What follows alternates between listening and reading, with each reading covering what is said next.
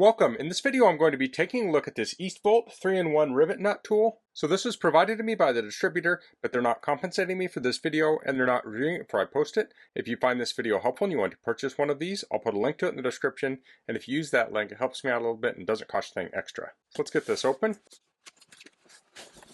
So this comes in a blow molded case. So this is a 3-in-1 tool. This works with pop rivets, rivet nuts, and rivet studs.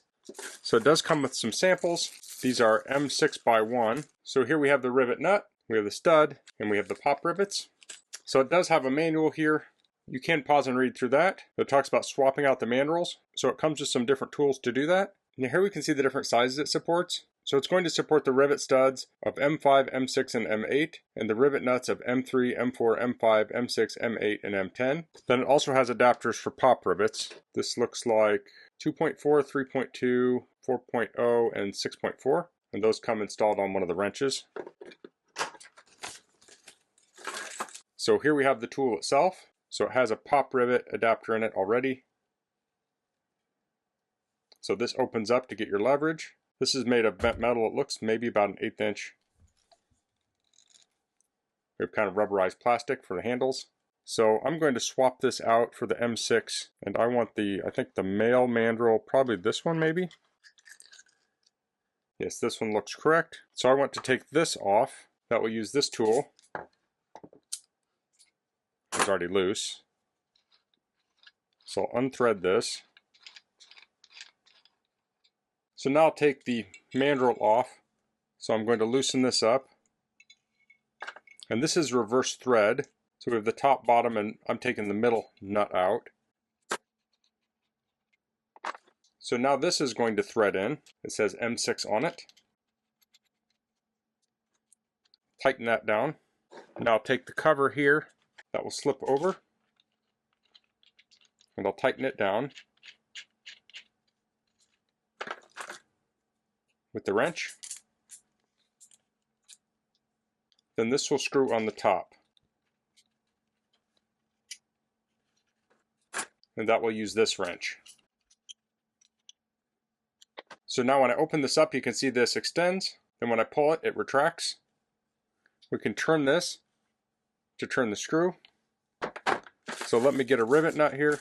So I have a piece of metal here. This is just an electrical plate. This isn't typically something you would install one of these on, but I wanted something with a little bit thicker metal that would be similar to something like you might find in a car. So I drilled a 3/8 inch hole for this 6mm. I can place that in there. You can see how it looks. It's going through the back side. So I'll open this up and I'll take this, and actually before I put it in the hole, I'll thread it on here. I'll spin it on.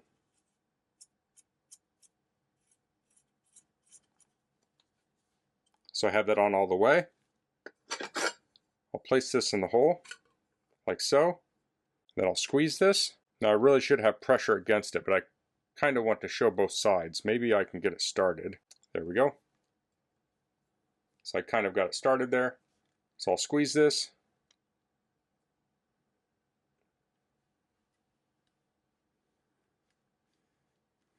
And you can see that collapsed against this metal here.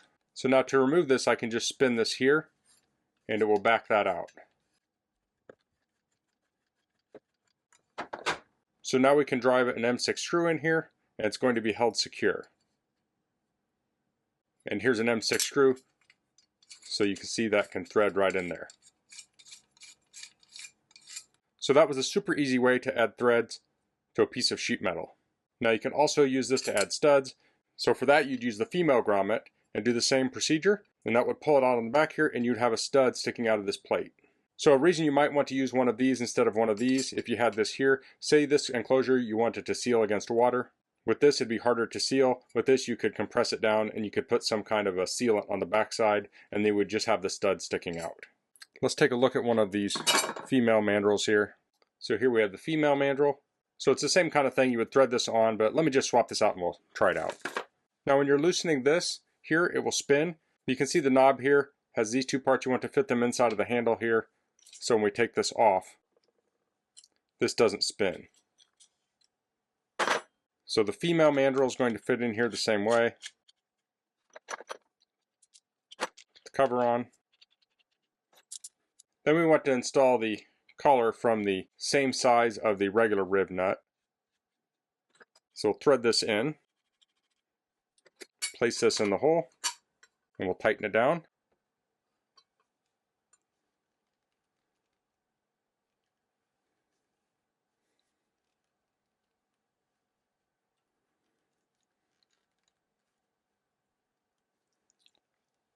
Now if you're having trouble getting a full bite on it, if you go all the way down it's not seated yet, you can open it up and tighten this down and do a second reseat. But this one seems to have seated just fine. So I'll open that up, I can unscrew it now. And here we have the stud installed on the metal plate. Okay, so I've converted this back to pop rivets. Now it came with a couple, let's see. Looks like it's the 4.0. So I'll just take the tip out here and I'll replace it. Screw that in.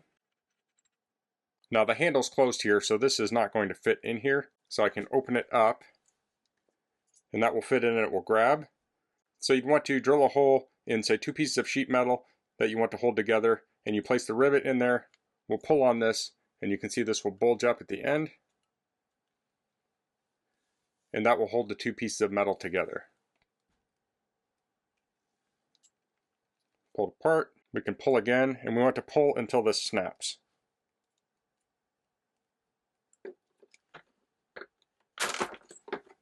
And that will snap off, and this bulge here will have held the 2 pieces of metal together. So when we place the next rivet in, it will press out the old one out the bottom if it doesn't fall out on its own. So that's the Eastvolt 3-in-1 rivet nut tool. So this tool would be great for things like automotive work when you want to add rivet nuts or studs to your metal, to some part of a car, like if you're trying to mount something in an engine bay. This also be great for trailers if you want to mount lights or other accessories to a trailer. I found this very easy to use. You just install the correct mandrel, thread in the nut, and close the handles just like you would like a crimper or something. Now it does come with a couple sample M6 rivet nuts and studs and a couple traditional pop rivets, but you can purchase those separately. Using a tool like this, it gives you a really nice professional look. If you have this mounted in, say, an engine bay, it can easily look like it was there from the factory. It doesn't look real shoddy. Like if you tried to thread into a lot of thin metal, it's not going to grip very well. This is going to give you much better purchase on the metal than just if you were to tap this. So that's all I'm going to cover in this video. If you have any questions, please leave them in the comments. If you like this video, please click like. If you haven't subscribed to my channel, I'd appreciate if you could do that. And thanks for watching. Until next time, goodbye.